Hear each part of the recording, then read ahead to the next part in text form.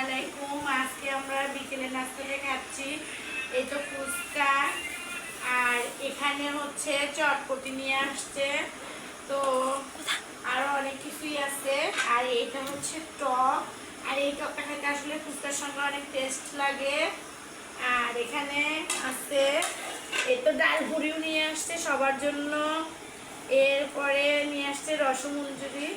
এটা আমাদের গাইবান্ধা জেলার একটি বিখ্যাত খাদ্য, আর এই খাবারটা সবারই পছন্দ। তো এই তো এখানে আমি রসমঞ্জুরিটা ঢালবো, আর এটা হচ্ছে আমার মেয়ের জন্য, ও এটা অনেক পছন্দ করে, এই জন্য ওর জন্য নিয়ে আসা হয়েছে। আর হচ্ছে সন্ধ্যাবেলায় একটু যদি নাস্তা পানি না থাকে তাহলে তো ভালো লাগে না।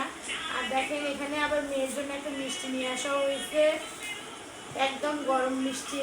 ফ্রিজে মিষ্টি আছে এই জন্য ওইটা খাওয়াচ্ছি না, ওর অল্প একটুতে ঠান্ডা লাগে। আর এখানে যে একটা মিষ্টি নিয়ে আসছে এই জন্য। আর এই তো এখানে আবার ডালের পুরীর সঙ্গে ডালও দিছে। তো সব কিছু মিলেই মনে হয় আজকে সন্ধ্যার খাবারগুলো ভালোই লাগবে। আছে তো এখন আমিও একটু খাবো, দেখি কেমন লাগে।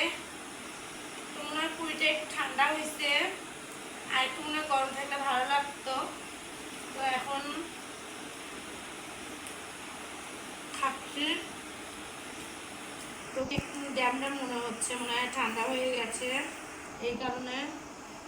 আর টকটা ঢালা হয়নি এখনো, টকটা একটু ঢেলে নেই।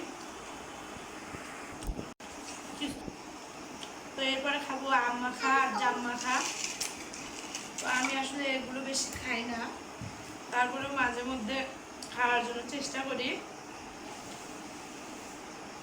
খাওয়া শেষে ভাবলাম যে একটু জাম মাখা খাই। তো জামগুলো দেখি একদম কাঁচা কাঁচা কেন জানি মনে হচ্ছে। তো জামগুলো হয়তো বা তো জামগুলো একদম কেন জানি একটু কাঁচাও দেখা যাচ্ছে, আবার কিছু পাকাও দেখা যাচ্ছে। এখন আমি জামটাকে মাখাবো, আর এখানে আমি লবণ দিছি, মরিচ, কাঁচা মরিচ। তো আপনারা যে কিভাবে খান আমি জানি না, তো আমরা কিন্তু জাম ঝালা এভাবেই খাই। খাইতেও মজা লাগে, যদি একটু ঝাল ঝাল হয় তো আরও মজা লাগে।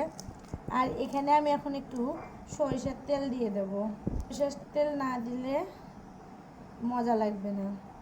আর এখন আমি জামগুলোকে মাখাবো, যে আমার মাখানো হচ্ছে। আজকে জামটা মনে হয় খাইতে আসলে অনেক ভালো লাগবে। তো এই বছরের প্রথম জাম আজকে খাবো, এখনও জাম কেনা হয়নি সেরকম করে, তো আজকে নিয়ে আসছে, এখন সবাই মিলে খাবো। জাম মাখানো শেষ, এখন খাচ্ছি। তো মোটামুটিভাবে ভালোই লাগতেছে। এ পর্যন্ত, আপনারা সবাই ভালো থাকবেন। আসসালামু আলাইকুম।